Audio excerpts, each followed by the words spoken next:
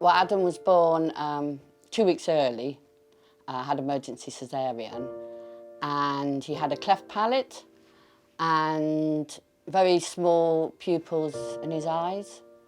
But that was it really, and they just said you might have a few feeding problems. And then at 16 months, he had his palate repaired.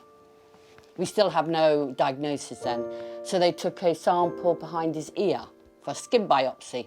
They then took another piece of skin biopsy from his hand, and it came back Pallister-Killian chromosome 12 mosaic syndrome, which means that he's doubled up on chromosome number 12, and it causes profound multiple learning difficulties. There's different degrees of these syndromes, and he said, well, I doubt he'll be able to walk or talk, or he'll need 24-hour care.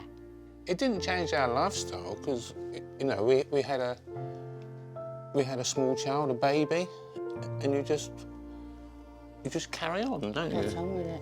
We've got a daughter who's 2 years older than him. You can't separate the two, because then she could look back in years and say, you know, you never let me do this, you never let me do that.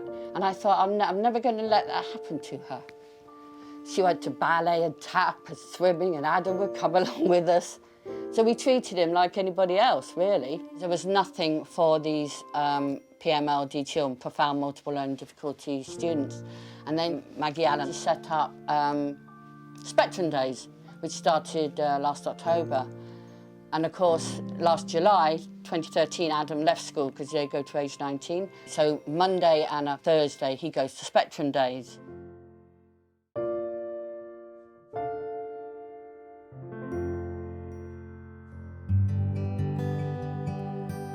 Spectrum Days is a charity that provides services to people with profound and multiple learning difficulties, commonly known as PMLD. There's lots of things about Days that makes it very different.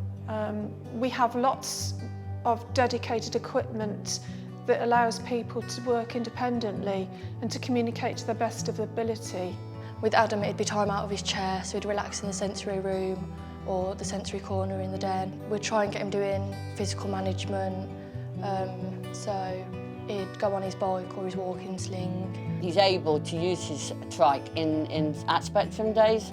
He is able to pedal it. They just have a pole at the back to guide him. They have hoisting in both halls. He's in a parachute jump sling.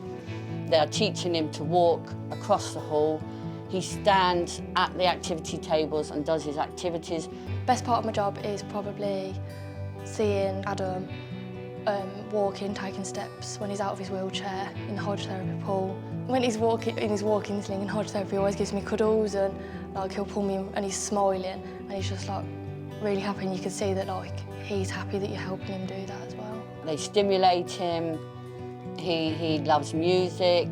They've got a multi-sensory room with bubble tubes and fibre optics. We'd either try and get out in the community, so we'd go to the park or into town, do some shopping, or we'd stay and do an art session or gardening, something that Adam can still participate in and gain something out of. It will come to the point one day where we won't be able to cope. We're not youngsters, we're all getting older, and then he would have to go into residential care. I couldn't do that.